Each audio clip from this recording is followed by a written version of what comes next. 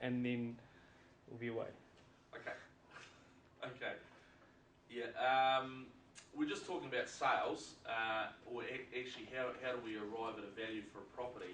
And I was really just asking your own experience if you've ever bought property or even bought a vehicle or something. You might look and see what's sold, although getting that information can be difficult for vehicles. So what's important is just to look at what's actually been selling around the area and compare it to your property. So that's value is basically, or they check the title and look at all the legal implications, etc. But the basis of their analysis, or how they arrive at the value, is what's actually sold. So if we just, what I'm going to do now is we're just going to start, and you guys can just follow me. If your spreadsheet skills are reasonable, I'm sure you'll be able to keep up. So if we just, a bit funny with that camera there, but I'm going to have my back to them, but they'll see it on the sheet that we complete anyway. So if you look at that property there, we might just make sure you can edit it. And what we want to do is actually see the whole thing there. So I just need to zoom that out. View.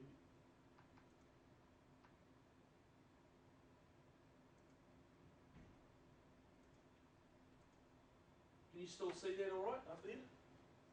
Yeah, okay, so I was just trying to see the whole thing there. So if we just, okay, so so if we just look at this property, the first thing we've got to do when we're analysing this information, so we've got a fair comparison, is what we want to do is we want to break it down on a fair standard of comparison. So what we've got to do is actually just divide the value of the property, what it's sold for, by the hectares. So the first thing we'll do is go sale price per hectare, and then it's just a matter of putting in a formula. I mean, this will be available, so you can just watch and just do it, or you can do it while I'm doing it as well. So we'll make sure that this is still on the ET online. So it's really doing the sale price, and then we're dividing it by the area.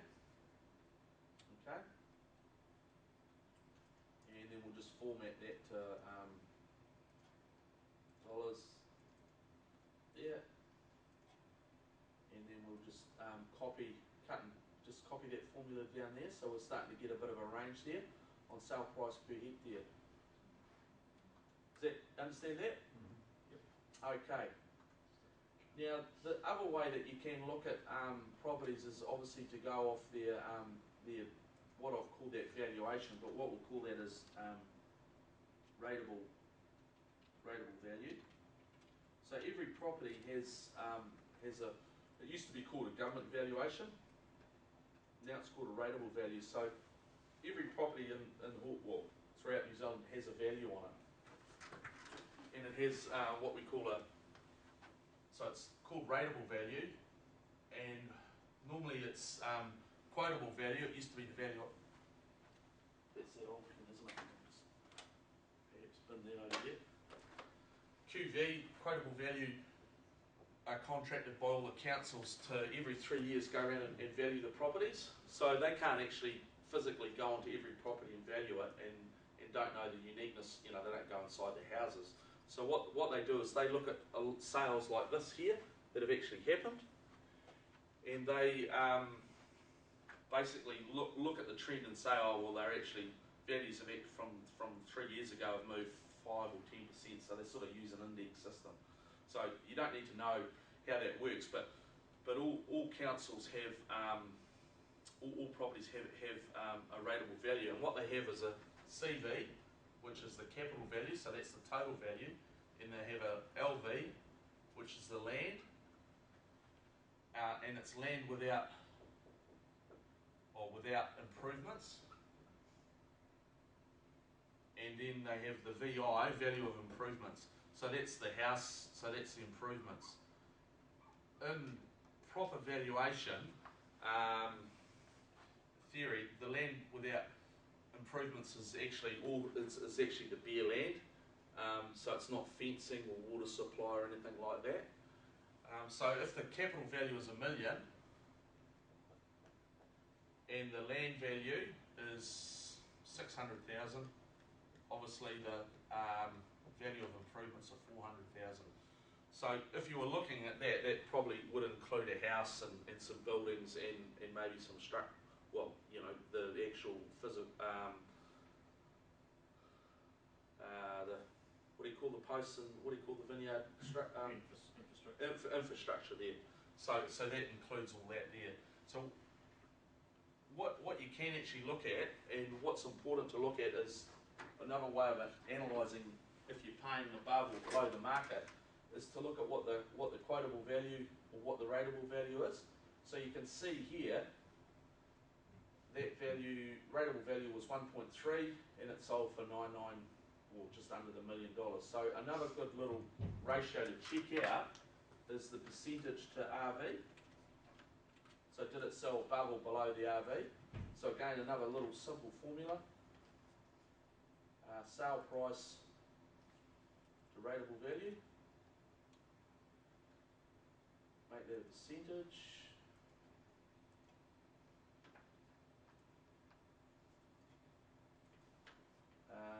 Now some of these haven't got values, but we'll show you where we can find the actual rateable values for, on another spreadsheet there. So you can see here that these are all over the place. Some are, if you look at a couple of those sales, are sort of between 90 and 70% of the value. There's one property here that actually sold on its rateable value, 194 Rossa Road. But again, we're just building a bit of a picture there. Now, the next thing that we should be looking at, can you see all that all right? I'm just conscious,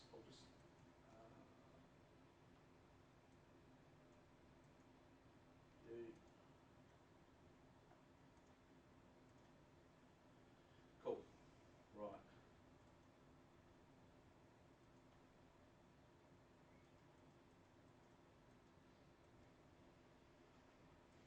So, value of improvements.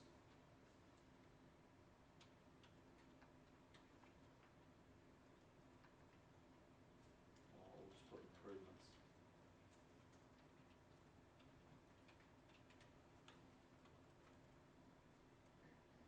So what we've done there is, we've kind of, if you look at all these values here, like some of them are $75,000 a hectare, $112,000 a hectare, but I mean this property here might have a really, flash house on it, whereas this one here might not have any buildings on it, or did actually have a building on it. So again, we've got to break that down a bit more to get a decent standard of unit of comparison. So the one that we look at is what we call, I call it L. Well, it's basically this value here, but I actually include the water, or say it's got a bore or anything like that. I call it land without buildings, LWOB. So I take the building value out of it. So if we, Trotter Road's a really good one because I actually know that one, and it didn't have a very, a pretty sort of rumpy old house on it. So if we put the value of the improvements on that Trotter Road sale at 200,000, okay. You're sort of following what I'm doing here, or am I? Okay, right, cool. Right, so what we've got to do here, just a simple formula, is we take the sale price and we take off what we think the value of the buildings is, and then we divide that again by the total area. And that's actually going to be, we've got to put some brackets around that. It's got to do the minusing before it does the division.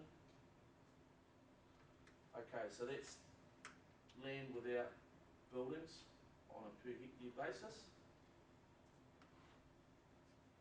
And we'll just copy that down. So there's no comments on that one there.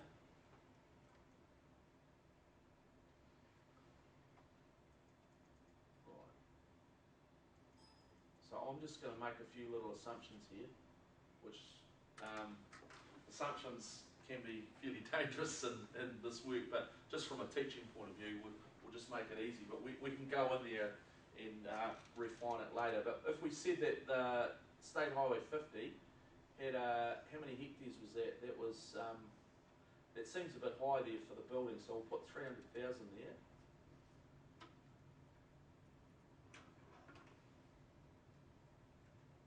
Yeah, it's still that's 30.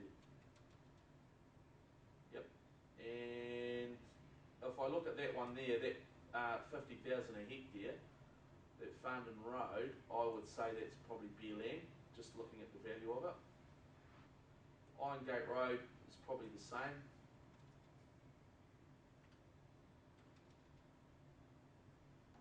Five West Road, we can go and have a look at these, but I don't want to spend too much time on this. That one there's an interesting one, Mariah Road. So who was doing Mariah Road? That was... Oh, Ange, yeah, okay. How many hectares was that? Actually, I think I know that one. It had a really rough house on it. It's before Paratou. It's on the same side as Paratou. It's more closer to Bridge Park.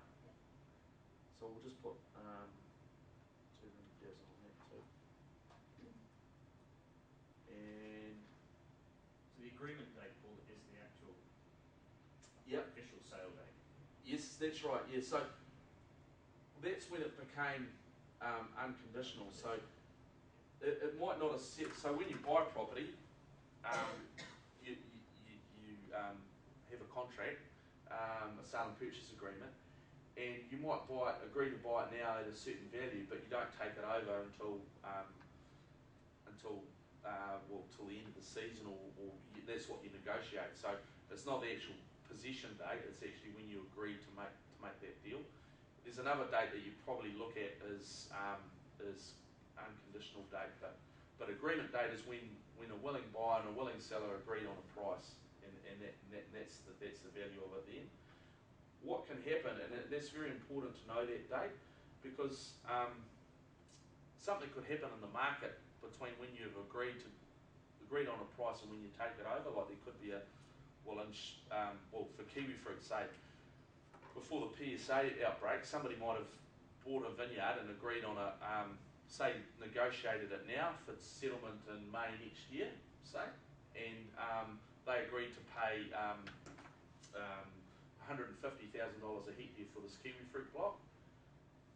Between the agreement date and the settlement date, PSA came out, and it affected all values, and they've lost a lot of confidence in the industry. So the actual value of that property when he takes it over might only be worth $75,000 a hectare or something like that. So the agreement date is important to know. Well, at that time, that's what the willing buyer and the willing seller made their based their decision on, or agreed on a price on the facts that they had available then. So yeah, so that is there. And it would stick. They would be obliged to go through. Oh, definitely, yeah. Once you've signed that, you're obliged to. If you try and pull out, well, you'll just get sued for it. Or certainly lose your deposit that you've paid, and they'll probably, and especially in that case, if there was a PSA outbreak after that, then that person would be suing for the loss as well, because he knew he wouldn't get that value for that property then. Okay, so that Mariah Carter property, I'm just thinking, I'm pretty sure it's an ex-EIT student who's just bought that. Oh, okay. I'm pretty sure. Did it ever? It was a house that was shifted on at A. I don't know about that, but the area looks about right, and I know he bought it that time last year on Mariah Carter Road. Okay, well that's good. Sales around there. So we just keep looking at those there. Rossa Road, again, looking at that value. Now, because of my experience and what I know, horticultural land, bare land is probably selling anywhere between 40 and, well, we'll just say that.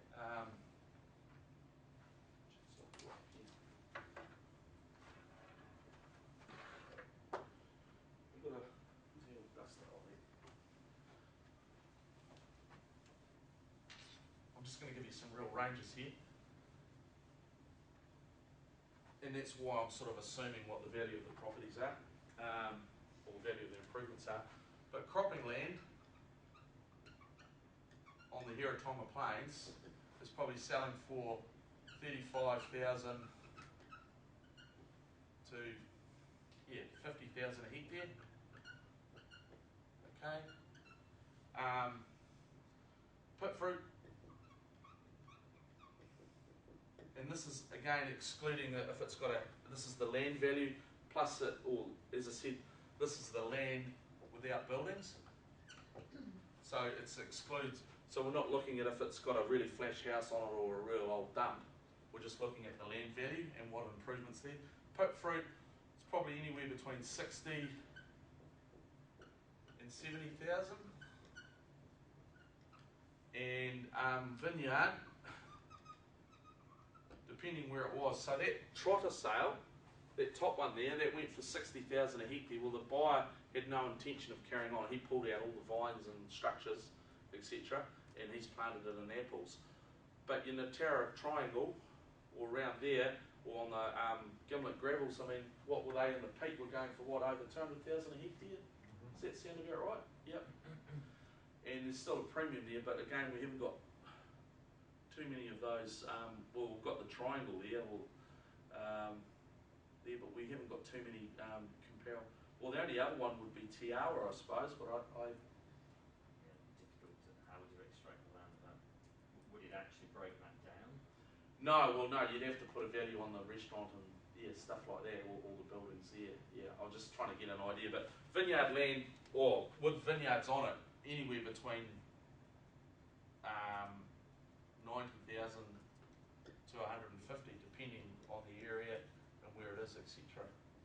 That's some rough guides. So that, Paul, just explain these figures. Obviously, are publicly published figures. Yep. And they represent the total sale. Yeah. That information that I've just given you there, well, it's not public. Some of it is public, but it will all eventually be public. I've got this data from the Real Estate Institute. Okay, so the sale price will eventually. It will come out in public, so it is for public record. And when a property sells, the lawyer that's doing the transaction for the vendor is obliged to record it with the land transfer office. So yeah, I'm not saying anything that's out of scope. Yeah, no, I just wanted to, because I was thinking, because the address or somewhere it just says State Highway 50. State Highway 50 is quite long. No, I don't know where that one is. Yeah. But would the actual address be on the actual document? There would be a rapid address and everything, wouldn't there? Yeah, on the actual, on the store. You wouldn't. The sale and purchase agreement isn't for public knowledge, but he just has to fill out a form, and it would be like that data would actually go to the quotable value. They would get that information, and then that's how they base their valuations, or when they do a revaluation on all those sales. Yeah. So if we just go quickly through, we'll just do a few more. West Road, I don't know what's on there. I'll just assume there's a bit of, to me it's looking like bare land. Rossa Road, I don't know. Okay, so the next thing that you need to do is to look at what your rateable value is. So if we go back to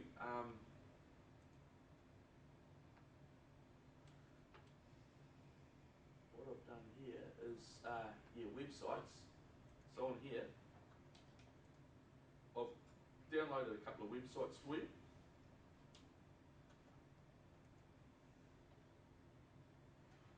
Which I don't think I've saved somehow.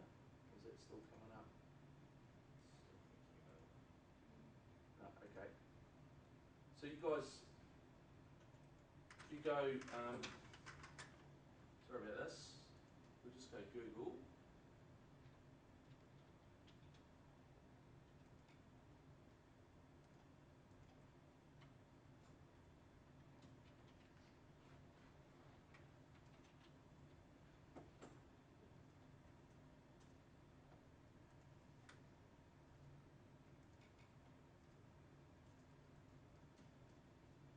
Right. here is we can find out what the rateable value is for the property. So if we go for 51 Potter Road,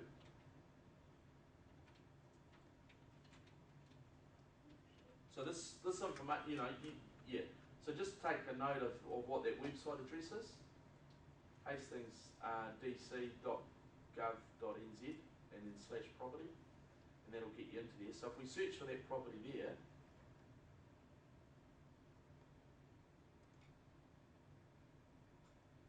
so what I'm suggesting is you should, the property that you're going to be developing, you should print this and have this as an appendice.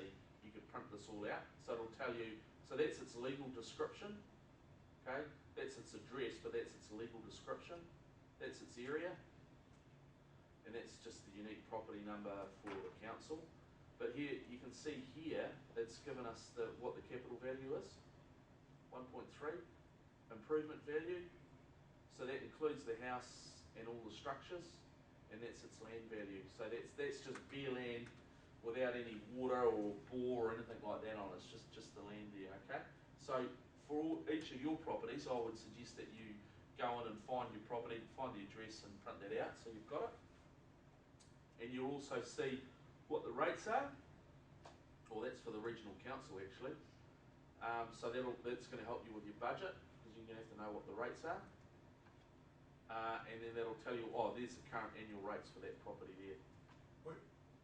I know a different country. What do you mean by rates?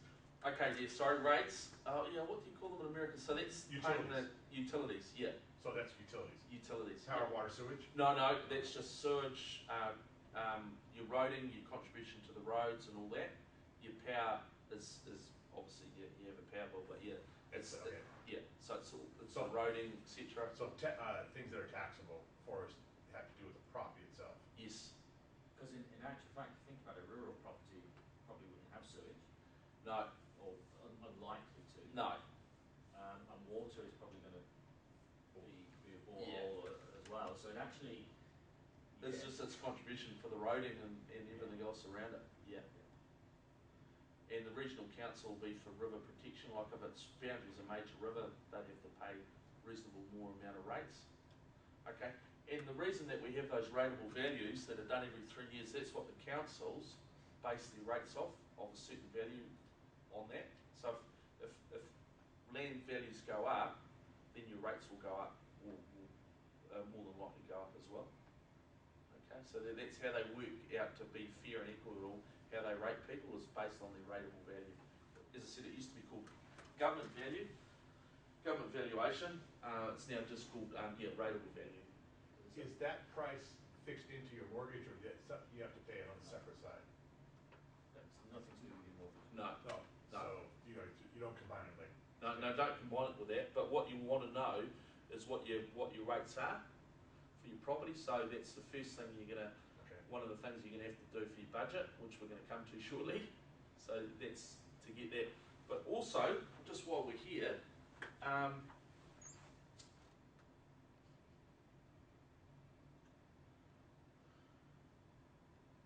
Now that's the whole property, 13 hectares. I know it actually, so you've actually got a picture here of the property. It actually does include this bit here as well. So you can, you might want to cut and paste that again for your property report. And the other one is to go into Google Earth. I'll be showing them. You're showing all that, yeah, which will help with the plan. So yeah, so there's quite a bit of information here. I was gonna go into Google Earth and show you how to find it there, but the council system here is pretty good, so you get a good idea. So what ideally you'd want to do with all those sales that I had up before is actually go into each one, and then you get an idea of, you wouldn't be able to see the house or anything, but you see if there's many buildings or etc. on it. So let's just quickly look at one though, where we've got an address, 209 Farndon Road. Let's just quickly go in there and just have a quick look. Property search. What was that number for Farndon Road again? Sorry, I didn't. 209, wasn't it? Was it 209?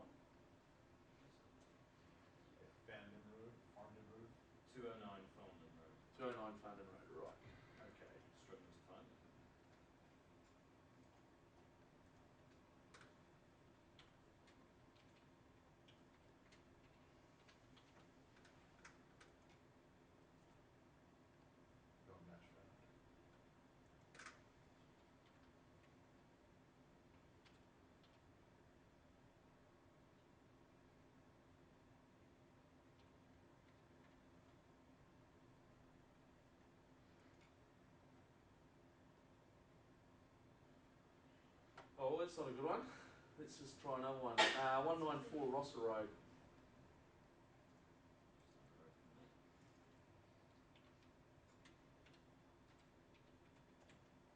There we are. Oh, this is going to be a good one.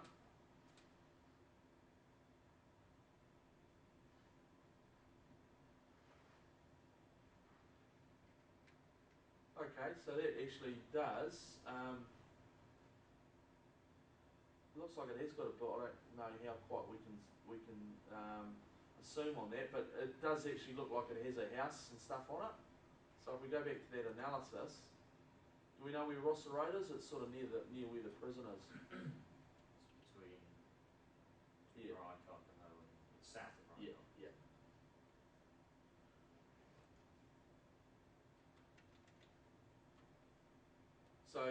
So you can see that land without buildings value comes back down to, and to me it looks like it's all bare land, so that's 42,000, so that's sort of cropping land. It's quite volcanic, all sort of ash sort of land around that way, I think. So Paul, Yeah. why do you put 150,000 in there? This is, I guess, comes to experience. I've looked at that. I think I actually know what property it is now. I've got a rough idea because obviously when we didn't have it listed, but my competition did, so you sort of knew what properties were there. So I've kind of guessed what the value of the house, the site value of the house would be. Right. And just looking at that, I can see there's a long driveway in, and there's not a hell of a lot of buildings there, and it's bare land. So I've kind of put a yeah.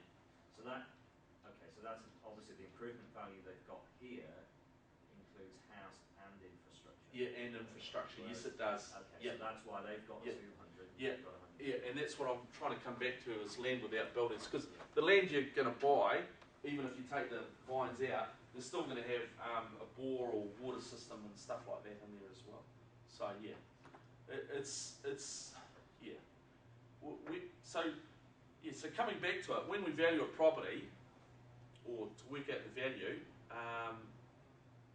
we basically look at comparable sales. We also look at what's on the market. Having said that, if it's on the market and it hasn't sold, well, it's kind of telling you that it's probably valued too high. Okay, so it's particularly if it's been there for a while. The other thing to look at, the other ratio you could do is look at what the list price was to what it sold for, and then that might give you an idea to sort of say, well, if that property's on the market for 1.2 and they're selling for about 90% of list price, then that's another way of getting a rough idea of what the value of the property is.